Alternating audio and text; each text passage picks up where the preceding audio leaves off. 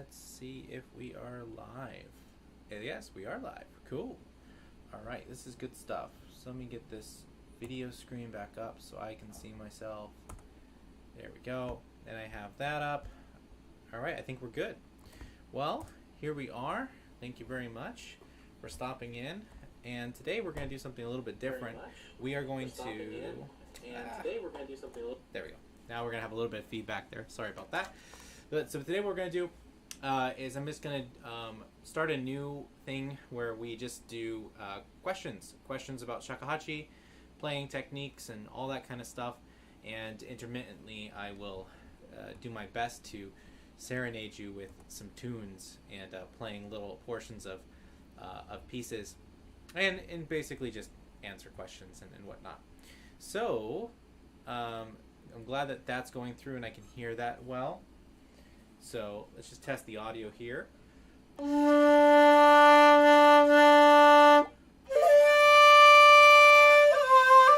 Seems that the one is just a little bit hot, but I think out of that, there we go. That's perfect. Let's give a just let me hear that. There we go. That's perfect. Let's give a just let me hear that. There we go. That's perfect. Let's give a just let me hear. Perfect. Let's give a and all that kind of stuff. And intermittently, I will. So I have to listen to myself just to make sure that audio comes through nice and clean. But portions of pieces, and basically just glad that. Sure. Oh, it's coming through really good. All right, awesome. Okay, so let's go ahead and open it up, and whatever questions that you have, anything about shakuhachi, anything. We'll talk about whatever you want, shakuhachi related. So let's go ahead and do that. All right, let's turn that off. Turn this on. Chat is up, ready to go. All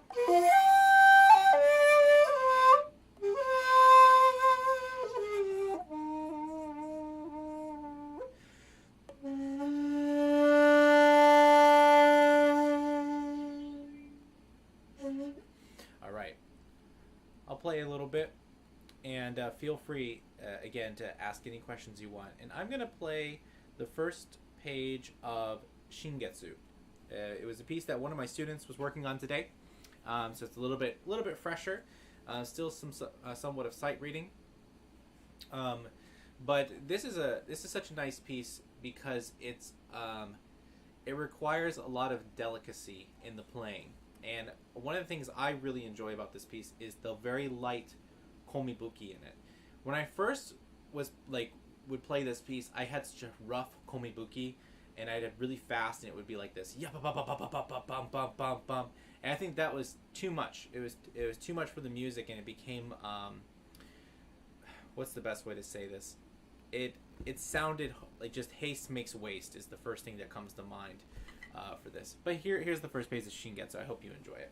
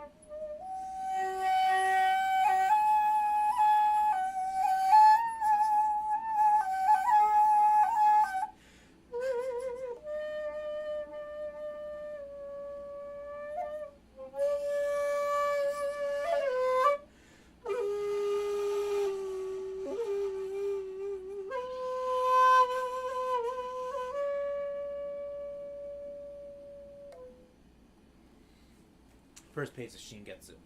All right, Chris has our first question. Thank you so much, and thank you also for being a member of the studio, because you are in the YouTube membership series and taking lessons. So I hope that you're enjoying them. Here, the question is it expected that I need to shade 4 when playing Ro and Kan when playing somewhat faster phrases?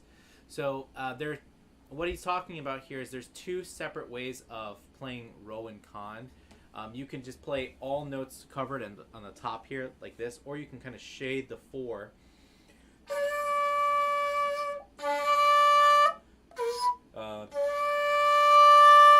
And what some people do when they play the Ro, so this is now for Chris, what some people do when they play that Ro and Kan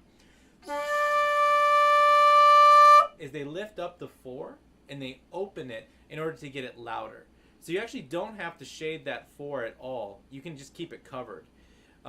And that's what I do for the Ro. I prefer that sound.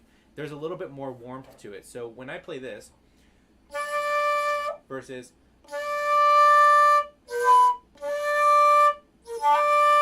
you hear there's a little bit more like airiness and thinness in the tone versus like it might not come through all the way on the camera, but I have an easier time controlling it when I keep 4 completely covered rather than shading it.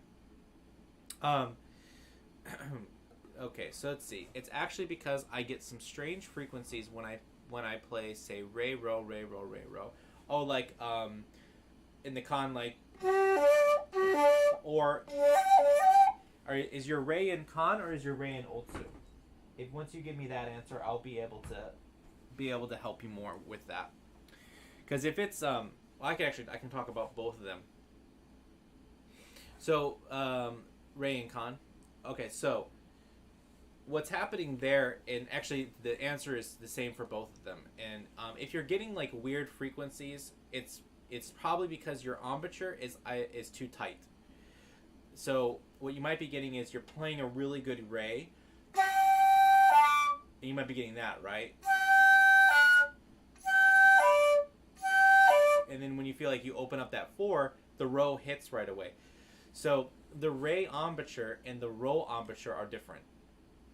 Yeah, that's what I thought was happening. So the Ro embouchure is different. So you actually have to open up the mouth just a little bit.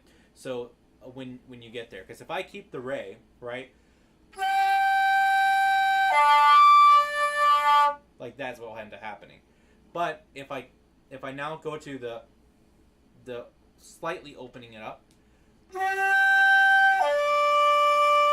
right, and loosening, then it will come out. It will come a lot easier.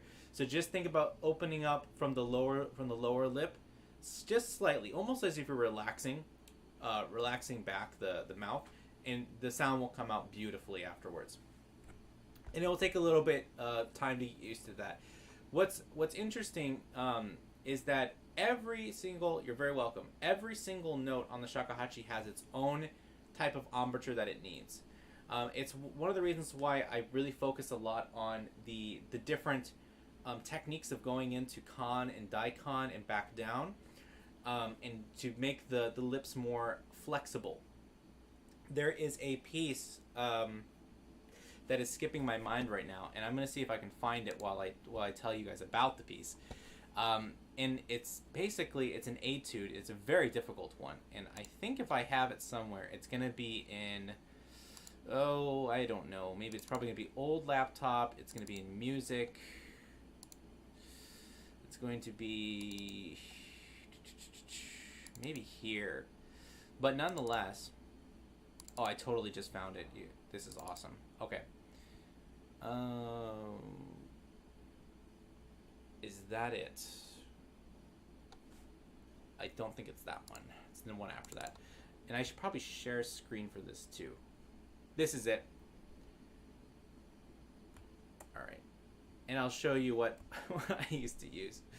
So this is a Western flute etude. And let's see. Let's see if I can have this appear. How do I do that? I have to add a source. So let me do this. We're going to add a media file. Screen capture.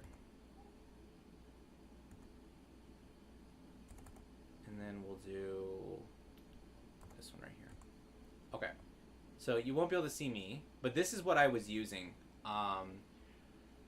And this is a really, really tough exercise to get. So the opening. Sorry, I gotta do it again.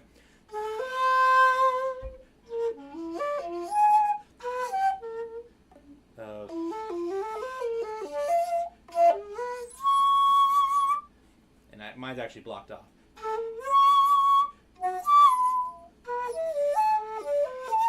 This idea, what's so hard about this is,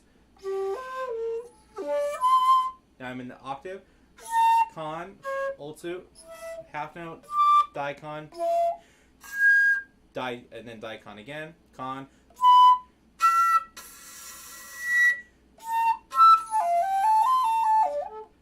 and then back to ultu. So this jumping like a lot from one register to the next register is what's really great practice for this.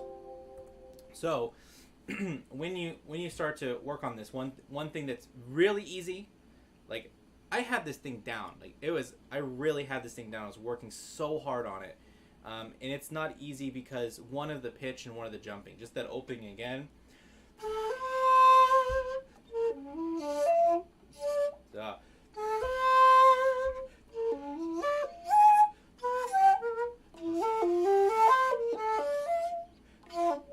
And so on, to be really musical with it too.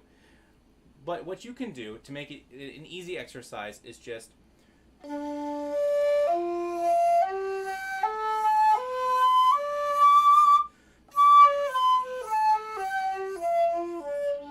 exactly the trampoline exercise. So if you can continue to do the trampoline exercise back and forth between notes, and it could be as simple as just doing this.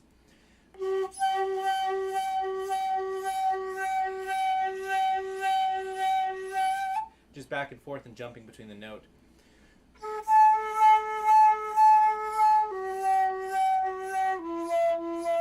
And just moving between those two octaves. And then do it even more.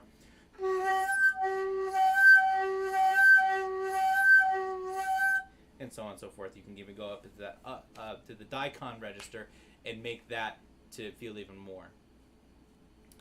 Okay, Joe, thank you so much for your question. Really appreciate it. What is the best angle to hold the shakuhachi? Okay, so that's a fantastic question. Really, really great question. And the answer is not going to be the one that you like, but it's going to depend on the shakuhachi. But I'll give you some generalities because the reason why it's going to be different for every shakuhachi is that it depends on the blowing angle of the flute. So sometimes the flutes are about like that angle, around the 45-degree angle. Sometimes they're even a little bit steeper, and it's going to depend on the maker. Also, depending on like the flute too, its pitch and its key. Some flutes just need something a little bit different, and there's other ways to compensate for the pitch when it's sharp and when it's flat and what to do. So what I do is I imagine like if I'm gonna hold the shakuhachi straight out from me like this, I want to make the flute like directly. How do I do this? Maybe I have to move back a little bit more. So there we go. So I'm gonna hold the flute directly this way, and I'm gonna put the utaguchi straight away from my face like this, and then I'm going to like angle it as far back as I can, and then I'm gonna bring it to my face, and that's a pretty good angle, right? Something like that. Turn it back as far as I can, so it should be at like the same height. Flip it back as far as I can, and then I'm gonna bring that to my face. And I think that's a good way to do it without having to have me as a teacher come there and edit it a little bit. But in terms of like here, what I think about is I want to have it like high enough away. I don't want the flute to be too close to my body, because if it's close to here, you have to look down, and you're going to be blowing into the flute, and you're going to be relying on the upper lip to create those sounds. And then when it comes to doing medi, just forget about it. It's not going to happen. So the higher that you have the flute here, now you don't want it too high because then you don't have any motion downwards either. But here I have a lot more flexibility.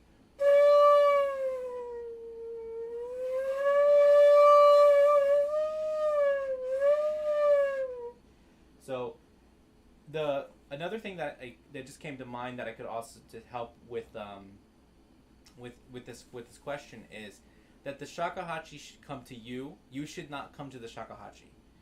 So, what a problem that many of my students have, especially in the beginning of their shakuhachi journey, first year, maybe even 2 years, when they get the shakuhachi here, they feel like they have to crunch over and come towards it and bring the shoulders forward and look down and play, especially when this is here, right? When this stand and music stand is here, people like to lean over and look into the music. But the music and everything has to come to you, the flute included. So if you're sitting up straight, you have your shoulders back, you're pulling your shoulders down and back, and you have your head up straight and sitting with confidence. Bring the shakuhachi to you, and that will give you also some of the best position and angling for it. Okay. Chris continues on. I mean that etude is super extreme version of trampoline, but yes, I do this exercise quite a bit. Yeah, this is a very extreme version of that exercise. There's another section in this etude where it starts to get into grace notes too, and so it gets really fun. You're very welcome, Joe. Join the membership. Everybody should join the membership.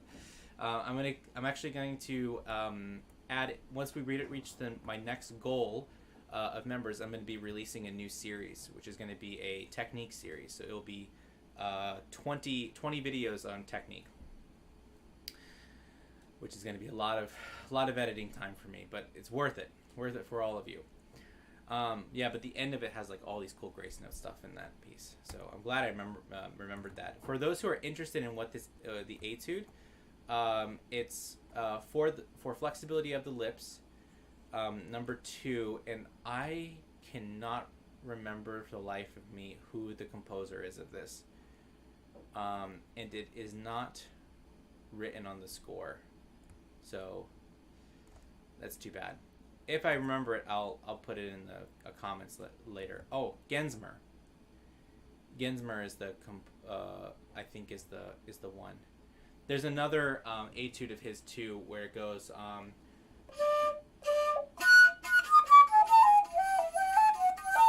like that, and you get to jump around.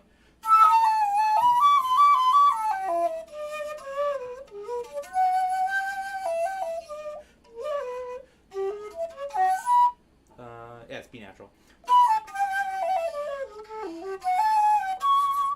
Really, really crazy pieces. I ran into those because when I was working on like myself as a shakuhachi player and wanting to really push what I could do, I was asking my friends for really hard etudes that I could play to develop all these skills at a very high level. And they recommended the Gensmer, one of the Gensmer etudes. So if you really want to torture yourself and do the Gensmer etudes, they're crazy hard. Okay, chat's open, questions are open. Feel free to ask anything about shakuhachi in terms of technique, pieces. If you want to hear something or how I approach something, happy to go over that now. And let me pull up my other book here, and maybe we'll do another little excerpt while we wait for that. And I'm thinking of a folk tune to play, actually. Folk tunes. I'm going to do this one. So this is my favorite folk tune. This is Akita Obako.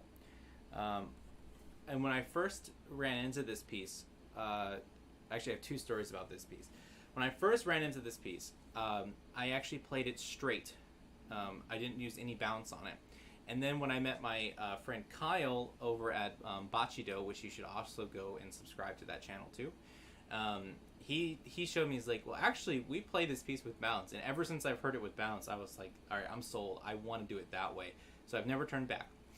When I was giving a concert in Japan, before I had actually moved here, I programmed this piece, and I was talking about, Akita and the place and what the piece is about and what's in the Akita region. And the name here, Obako, I mispronounced and I said Obaka, which is like you humbly stupid person. So it was like the humbly stupid person from Akita is what it is. So it basically became a song about myself. But here is the piece, Akita Obako.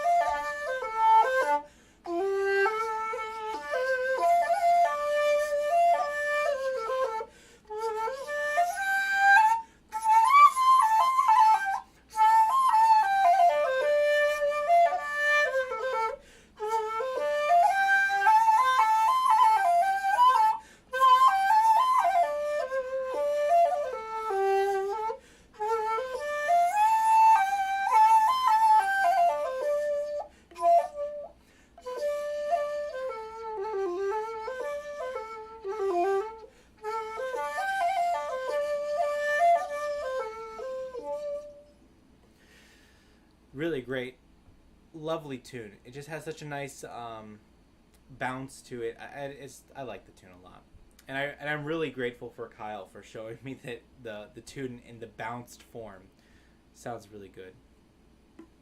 Growing a Yurd says this is one of my favorite pieces for shorter flute. Yeah, let's do it. Let's go for this on 1/6. Why not? I haven't showcased my 1/6 on this channel that much, so I'm going to play the same piece now, which this is kind of a cool experiment too. I don't know of many video comparisons of people playing the same pieces on different size flutes, like right next to each other in like the same circumstances. So I have one, which is Suibo no Kyoku, and it was the last part of the Jinashi series, and I played it both on the 1.8 and the 2.6, and it was really interesting how different and how similar they were, like where the differences lie. So here's the same piece on a 1.6.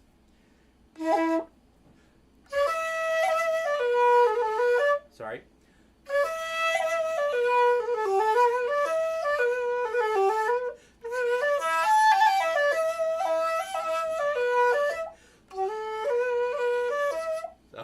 I'm thinking about it too much. You guys got me messed up.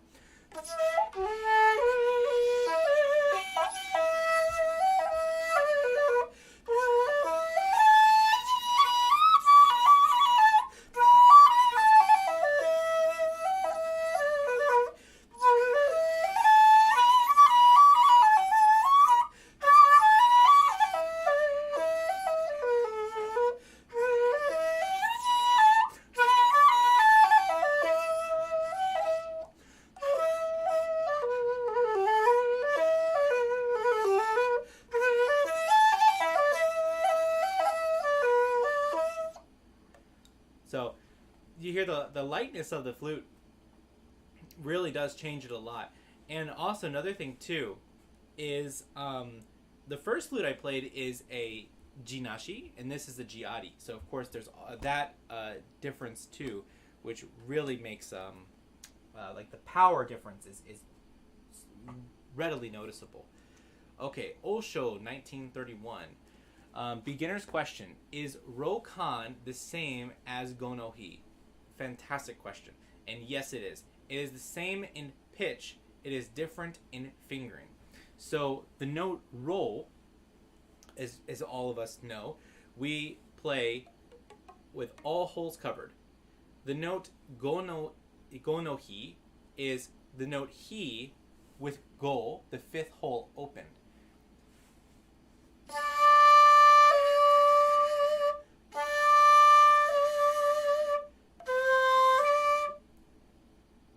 So yeah, same note, same pitch, different fingering.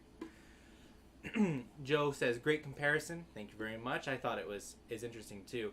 I should take out more of my flutes while I answer this next question too. So the next question is, the flute you play in the lesson videos is a Jinashi. Yes, it is.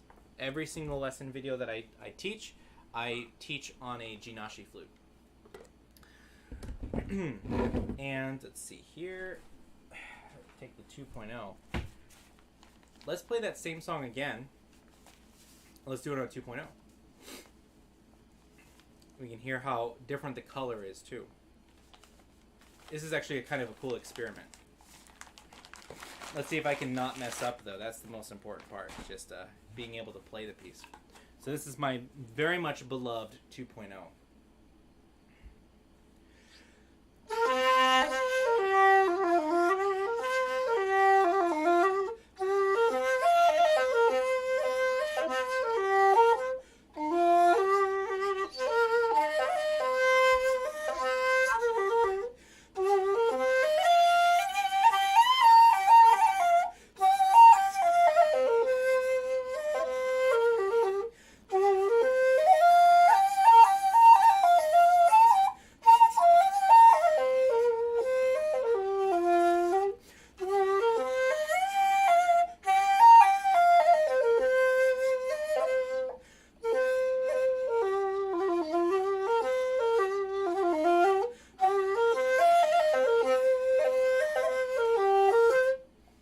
So yeah, that's very different too. Much warmer, and I feel like I'm very lucky to have this 2.0 because of how warm the color is on this flute. And just for those who are not already aware of it, I just want to make sure that you all know that there is a online lesson portal where you can take lessons with me through video. It's the YouTube video membership, or YouTube Renzo membership, and there in the Shoden level series there is, I think, about 70 videos, and it's over 11 hours of content for $5.99 a month. I don't know of a better deal than that. I try to keep it as low as possible for you guys, so that you have easy access and you can kind of come in and come out and at your own pace, and you're not spending like hundreds and hundreds of dollars. So it's a great resource. Even my students use it, the ones who take personal lessons with me, like face to face. They do the lessons there too, and they take them and they use it as an additional resource. It's very helpful. So here's the link for that. Sign up and learn shakuhachi. So I'm looking at Joe, looking at Osho. Join in, have the fun. Of course, also don't forget that we have the Discord too. So let me post the link for the Discord. Actually, if Growing a Year, if you're still here, if you could post that, if you could post the link for the Discord, I would really appreciate that. So Joe, the 2.0 is a C, right? And now it depends. I like that every answer in Shakuhachi world is comes with an asterisk, right? Every answer, like I always think about, somebody will ask me, like a student in a lesson, for example, will ask a question like this, and I'll say, oh yeah, it's this, and then a bunch of things in my mind go off. If it is a modern instrument and it's put out to a 2.0 to the Western standard, is a C.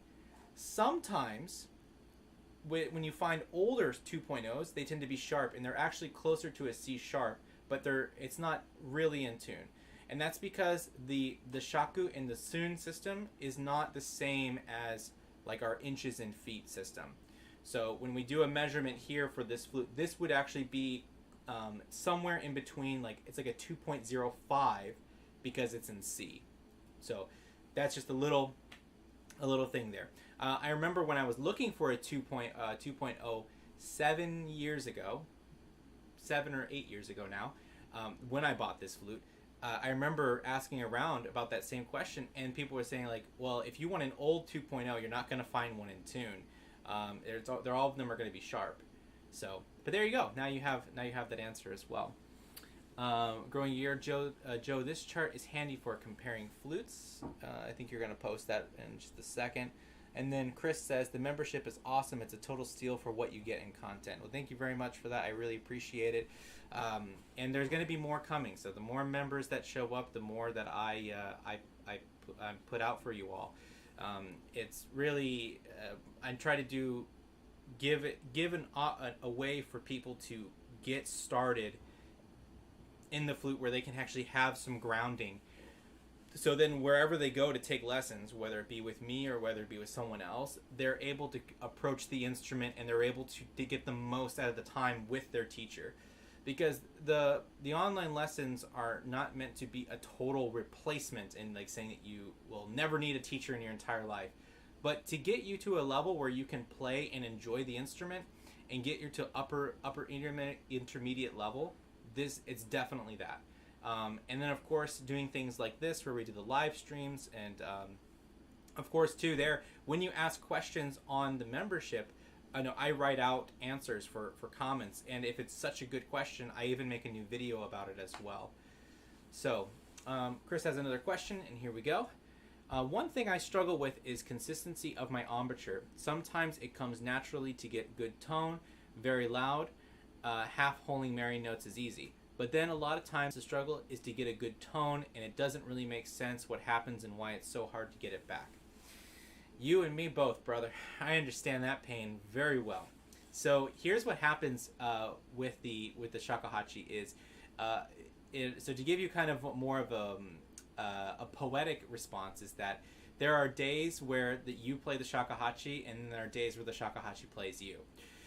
So when she's in a bad mood, you're not going to get a good tone out of it. And really what's happening technically is excess stress. So when a tone isn't coming out, you might want to think like, did I really get good sleep last night?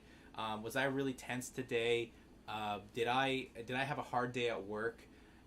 Because all those things build up, and if you're coming in at like crippled this way and you're like, okay, I'm going to play my flute now, and you're like, I can't get a good tone. Well, because there's so much built up here. That tension manifests itself and it will come out through the instrument, and your tone will be tension. So now here's the question. How do you fix that? Okay, here's what I do. I go out for a walk. And sometimes it's 30 minutes, sometimes it's 2 hours, but just go for a walk. Maybe even do some push-ups, maybe do a couple sit-ups, and then just stretch a little bit, and then give yourself a little bit of winding down time, and it will really change. And to answer your question that you asked, actually, could it be trying too hard? Is most likely yes, because as soon as the sound's not happening, you're going to start to push harder and to try to create the sound. Like you're going to make the shakuhachi do it, and that's going to what I was talking about with Joe previously about the not Joe, Osho with the angle. Oh, and by the way, Modus Naturalis, yo, what's up? I didn't say hi, but now I did. So the same thing. If you come towards the instrument and you're gonna start trying and you're gonna come into it and push, now it becomes problematic here. Okay, Ciao de Hollanda. It says, what do you recommend as a comeback practicing without even touching the shakuhachi? What do as to comeback practice when we're a couple months without? Oh, okay, I see. What do you recommend as a comeback practice when we're a couple months without even touching the shakuhachi? Okay, so that's oh man, you guys are getting really good questions today, and these are man, great question, and very also, this is going to be a wide range of answers for this too. But I'm going to give you the first answer is it's going to be just like any other sport, any other martial art, in weightlifting, weight training, anything like that. Anything in athleticism is going to be the same way. It's going to be going slow. Just go really slow and introduce yourself back into things one thing at a time. One thing that I do is this. Now, I've never gone months without playing. I don't know how I would be able to pay my bills. But what you can do is this. Take those beginning, let's see, and you're not a member of the studio, so you might not know these songs, but this is what I do. In their membership, the first 12 songs that I teach are children's songs. And the reason why I do this is because if you do happen to take a long time off and you want to come back in, there's material that progressively gets you back into the hard stuff again by slowly introducing it. So if you join the membership and you learn those first 12 songs, this is a great way to do it. I put on the drone.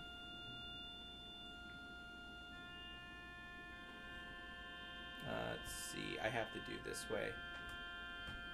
Give me 1 second. And now it's equal temperament. So I put this drone on. It's very simple. And I just play those songs from the opening. And I go really slow, no vibrato, just straight tone.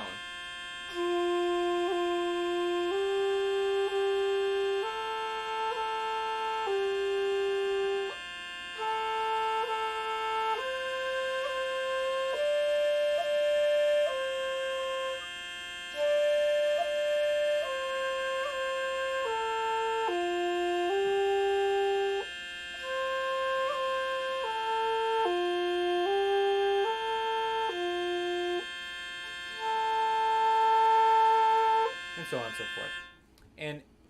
And that is a great way to just get yourself back in. Very slow. And then by the time you get to the end of it, all of the children's songs and lullabies, you're already doing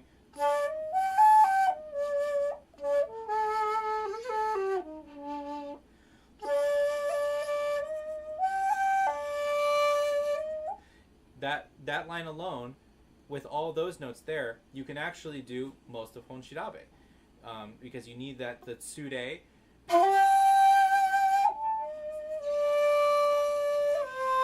that kind of stuff. It's all built in there.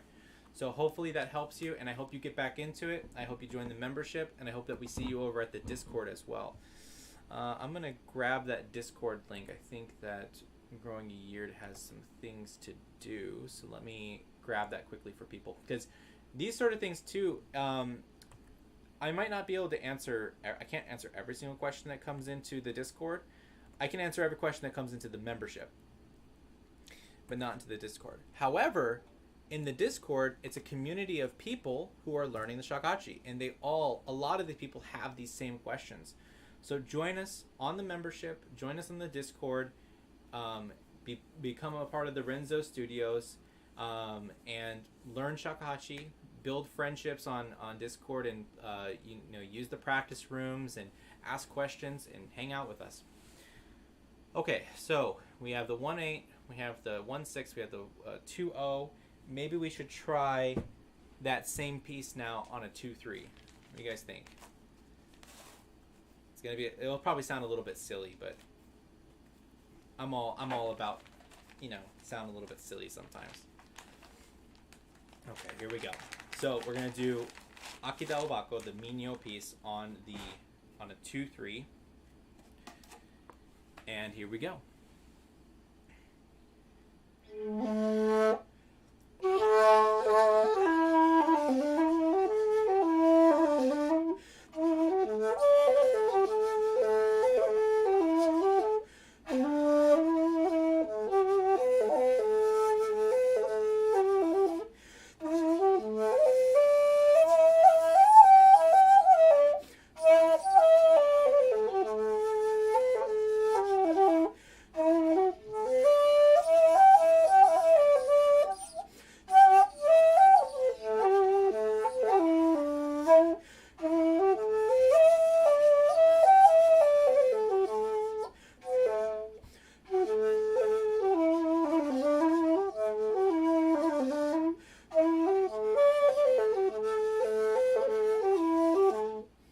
Now, here's what I noticed about it. I'll tell you one thing I noticed almost instantly is that because I've always played this flute on like 1.8, 1.6, I think I've played it once or twice on a 2.0, my embouchure wants to go to that sound right away. It wants to go to that construction right away. And then, so what's happening is some of my rows were jumping up. We're going like there, instead of staying at that proper pitch. So, but that was interesting. Now the question is, do I bully myself and try to do it on the 3.0? And I think the answer is yes. I don't think there's any other option but to play this folk song on a 3.0 and just see how it goes. When I was in composition, my undergraduate for doing music composition, I remember I wrote a bass, contrabass trio, And my my teacher looked at the music and he was like, "This is just gonna sound like a herd of elephants like rushing in." Maybe it'll sound like a herd of elephants. All right, here we go. I'm gonna give my best here.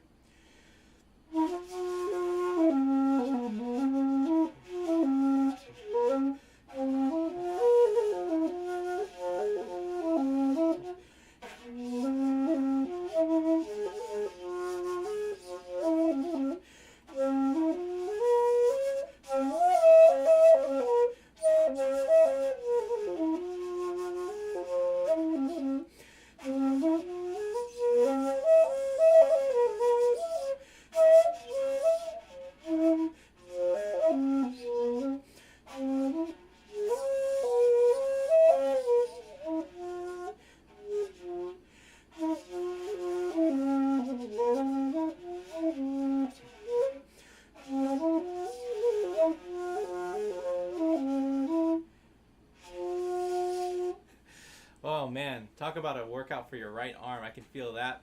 I can feel that building up lactic acid. So, there you go. That is the Akita Obako rendition on a 3.0. So, I'll probably never do that live. It's actually quite tough, mainly because the finger stretch is so intense. So when you play, I'll show you the spread on it too. Joe, I'm really glad you liked it. I'm glad you liked it. My arms do not like it. So if you look here, the spread of it is quite big. I really have to spread the fingers. Now, that if we just look at the holes here, I'll show you now the 1.8 right next to it. Probably put the hole. See, it's much of a bigger stretch. So here on the 1.8, this piece is easy. Fly through it, no problem. When the holes get stretched out so much more, what a pain. What a pain it is to play. So I think we've exhausted Akita Obako though. I think we're good on that. I don't think we need to play that one again. We'll find something else to dance around with. Okay. Again, the chat is open for all questions and answers. Hopefully I can provide one. This is just live stream number 1. I'm hoping to continue doing this weekly on Wednesdays. And so next week it will be the same time, about 11:30, 12, somewhere around there. And then we'll go for, as long as this camera allows, I'll basically try to shoot for, let's see what we're at. We're at 45 minutes now. I think we'll go for an hour to an hour and a half every single week answering your guys' questions. So feel free to post your questions now. If you have questions even about the membership, if you have questions about Discord, if you have questions about my flutes, if you have questions about me, I won't say my age unless there's a really good super chat perhaps. But actually, I think my age is publicly listed places, so I don't think you have to search very far to get it, or you just ask one of the members of my studio. So that would be easy to find out. So there we go. Let's take a look at some other pieces really quickly. And this one just came up on the screen. So this one I actually learned from my teacher. What he recommended. He recommended to me that when you try out a flute, you should play Itsuki no Komori Uta. That's a great piece to try out flutes on, and I agree. The other thing I do is I like the Sagariha, so that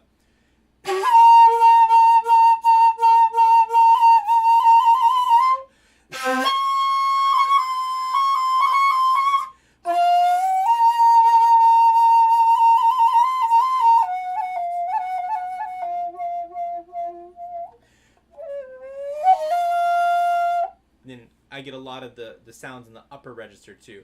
Checking all those pitches are really, really good for it too. Ooh, that was probably really loud. Sorry about that. I just hit the microphone. It's like anybody who's wearing headphones, send me your bill if you made it out alive. Okay. Let's look here too. Just looking through some of the music. Oh, you know what? Another really great piece to try flutes out on is the honshirabe. You can't go wrong with honshirabe, and even on short flutes, it can reveal a lot about the range of color that flute has. And so, even just checking out like a short flute muraiki.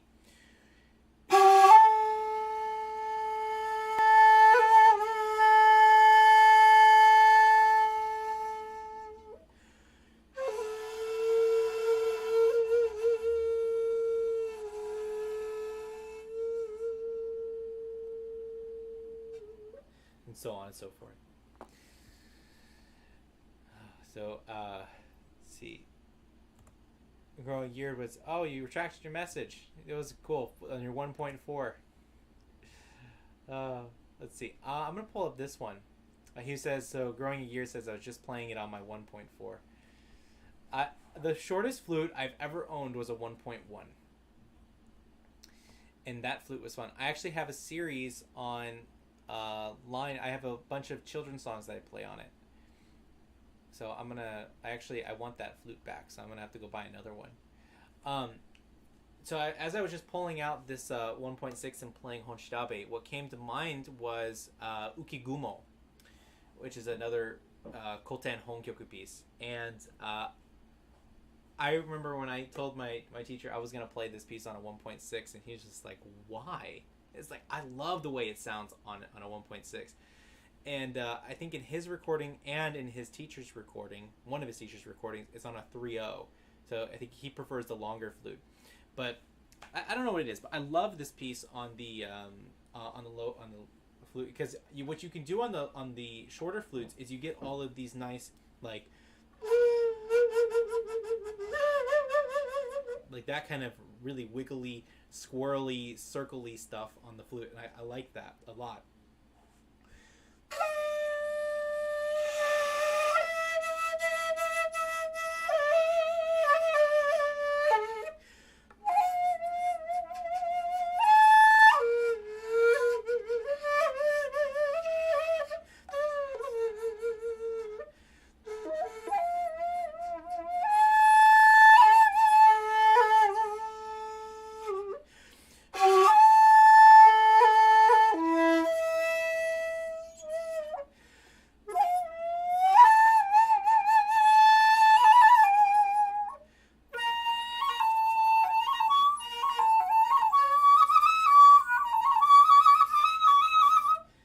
That kind of stuff I like, when it just gets all swirly and almost chaotic. It's such a nice balance between some of like the long tone resonance of honkyoku, something like, think of kyore, long beautiful tones, sounds great on a long flute, and then you mix that up with like an azumajishi, kumoijishi, ukigumo, these pieces that have that the wild factor about it. And then I think it balances out the concert a little bit. And it helps also, make it so there's less mystery in, or no, not less mystery. It doesn't give the image that honkyoku is just long tones. And like, yes, that's a part of honkyoku. Honkyoku does have long tones in it, like kyore. But even in pieces like takiyochi, Takiyochi has lots of long tones in it, but it also has a beautiful long upper range section that has stuff like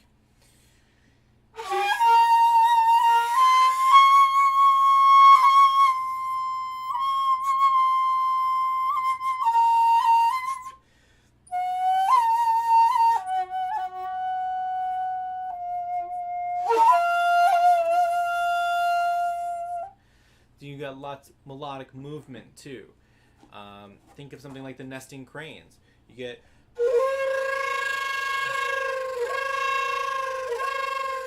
or like something like Daha.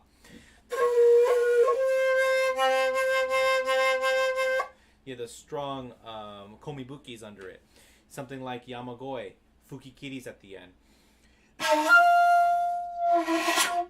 Really aggressive sounds too. So huge variety within the Honkyoku repertoire. Between schools too. Okay.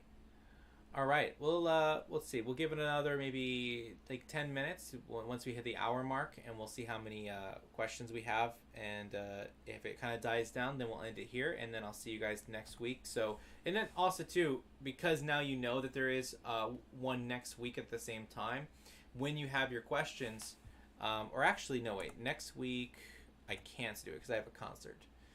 So it'd have to be the week after that, or maybe like a different day. But I will schedule it in advance, so you'll see it on the channel. So if you're not subscribed, hit the subscribe button and the notification bell. You'll be able to see when this next live stream comes up. It'll probably just be a different day around the same time, probably Tuesday, maybe Thursday, most likely Tuesday. All right, so let's go ahead. Any other questions on shakuhachi? This could be things related to the flutes. It could be related to like the making process. I'm not a maker myself, but I can answer from what I've learned from Yozan and other makers I've talked to. It can be related to a piece, could be related to a technique, could be related to me, could be related to the Discord, could be related to the membership on the YouTube channel. Anything you have and related to that. I was actually thinking of something myself too about breath control.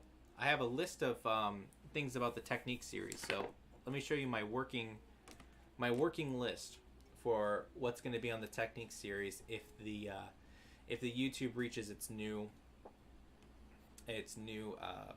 level or whatever. I have enough the new memberships. So the first thing that we're going to talk about in these lesson videos is atari versus osu, and then kazari, which is like a shading. We'll talk about the legato breath and developing smooth tone control, then developing tone, karakara lesson, nayashi versus kanmuri, otsu, kan, daikon practice, how to go about that. I'm going to do a deeper lesson on vibrato. We'll talk about some double tap and additional articulations that you can add in your playing to help spice it up. And then lesson 9 and 10 are going to be how to practice techniques and then how to practice pieces. The Chuden series for practice will be Muraiki and plus the others. So there's some other air techniques. And I'm going to go and I'm going to explain it to the depth, like the most depth I can. Like they have the free lesson on there, but it's not in depth enough. I'm going to go even further on the Muraiki. I'm going to explain it the best I can, and I'm writing notes on it for myself right now on how to explain this technique. Koro Koro and Horo Horo. And then we're going to go over Komibuki, Fukikiri, Boko and Uha Goro, Meri and Kari, also with the Dai Meri and Okari or Dai Kari, Suri, Suriage, Surisage, and Surikie. Then Tamane, flutter tongue, and growling. Then also tonguing, both single, double, and triple. Trills, specifically in regards to the hi-e and the ri and then gono-e fingering. So it's going to be a really good 20 video series as long as we hit the numbers on the membership. So for those who are members, definitely tell your friends about it. Get some people to sign up for it. And again, more members means more content. And even now, remember the Shodan series has over 10, it's definitely over 11 hours of content. The Chuden series is almost 20 hours of content. And then the Bamboo Champion, you get access to all of the concerts. So all the concerts and special material and stuff like that. Even in the Shodan series, you get a free CD. So even if, let's say you sign up for the Shodan series and you hated it, you get a free CD out of it anyways. So the CD value is $10, so you're making out even then. You really don't lose anything. So, all right, it looks like we're pretty much died down on questions. And so if there is any other final questions, now is your time to write that in. Also, there are super chats, super stickers, super chats. Oh, you can join the membership. Okay, this is cool. You can actually join the membership on this chat. So if you go down to the bottom onto the left hand side here, there is a there's like the little sticker, add the reaction, and then there's show your support for Renzo flutes. If you click on that one, there's you can buy memberships. So somebody can offer to buy memberships. I did not even know that you could do that. And then there's the membership access here, which is where you would pay for it. So maybe somebody wants to gift somebody a membership. That would be awesome. If you open it up, you can... Oh, someone can buy 50 memberships. That would be cool. Hey, Chris, do you want to buy 50 memberships? But nonetheless, they're in the chats. You can totally add up. I didn't know that you could do that, and I didn't even know that you could sign up for that too. That's really cool. So, awesome. All right, I think that we're pretty much done with questions. So, Chris, we need 50. Well, I mean, that was one of the options. Like, if you go there to the membership gifting, there's a couple options. There's 50 memberships you can gift, which is like over $200. There's 20 memberships, which is about the 100. 10 memberships for 50, 5 memberships for 25, and then the 1 membership, which is the $5. So, yeah. I don't know what the numbers are right now. I have to go back and check. But we're not that far off from getting the numbers that I want to do the series. I would do the Shoden technique series first. I don't know how, I don't know whatever the numbers are, but maybe like at a halfway point, I'll do the Shoden point, and then when it's in its fullness, I'll do the Chuden one. So that way it's progressive revelation, we'll say, of the technique series. And this is open. I would gift one to Svenja if that's what that was about today. Sounded like she's a Shoden membership. Yeah. So yes. Oh yeah. So here's what you do. It's a good question. So Chris, here's what I would do. I would go through the yen mark here, or not the yen, the $ mark where it says then membership gifting, and see if you can gift one and see where it takes you. Because I think that you can actually enter in that person's YouTube ID, and then you can actually gift that to her, and that would bring her to the Chuden stuff. But it just kind of seems like gifting one membership. I'm not really sure what it is. But anyways, so where do you see these links? So let me post, let me do this first. Let me just share the link. So you can this is where you can click on this and then you can join. And I'm going to end it here with this. I'm going to tell you what's on all of this stuff. So there's the link that you can go to sign up. So Joe and Osho, I would love to have you guys as members and continue to answer all of your questions and guide you along with with your shakuhachi experience. So let's go over quickly what's on the what's in everything. So let me go to my journal really quickly and let me pull this up so I can tell you everything. Okay. So in the Shoden trial lessons, that's the absolute lowest. It's just like a really basic introduction of everything. You basically get how to play your first sounds and something like that. But there's nothing else in it. It doesn't have like a lot of content.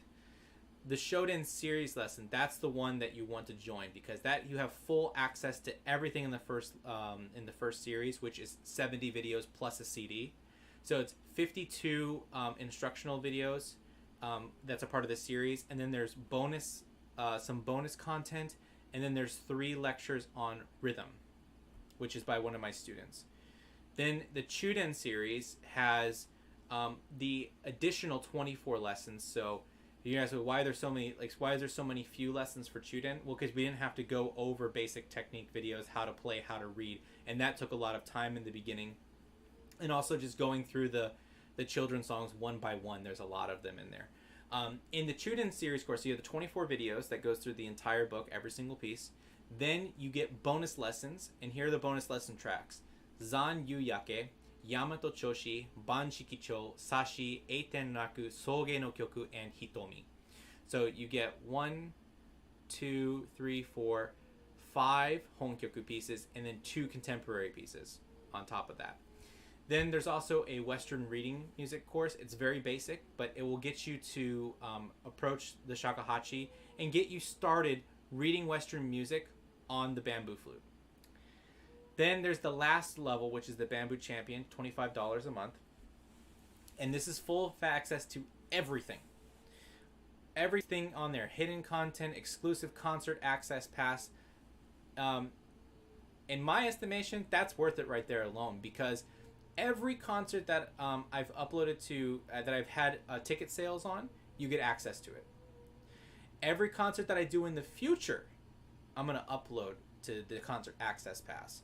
So let's say there's I do 3 concerts one month, and tickets to go to the concert is $15. It's $45. Well, you're a member, you don't have to pay that, and then you get everything back cataloged too. So I think there's six performances up.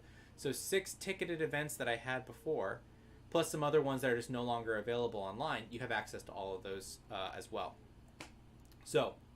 And then also if you go to my website, you can actually see in my last post, which is called Learn Shakuhachi Online, and let me send you the link of that. You can get all this information, and you can see the list of everything that I teach. So you'll get all the pieces there as well. So with that, I'm going to call it. Let me post the link first. Journal and Learn Shakuhachi Online. Here it is. Copy. Paste. There you go. Okay, so thank you guys so much for hanging out. We hit that hour mark. I think an hour is pretty good. So. Check out the memberships, check out the Discord, check out make sure you're subscribed so that the next live stream coming up next week that you're here, get your questions ready, and let's start going through this and learn some shakuhachi. Join the Discord, and then also merchandise. This is for people who are really who are a glutton for punishment. There are Renzo t-shirts. And mugs. I want a mug. So I'm going to post that last thing in there too. So if you want yourself a t-shirt, you may have it. Boom. All right. You guys all have a wonderful week. And I will see you guys next time where we go over more of your shakuhachi questions.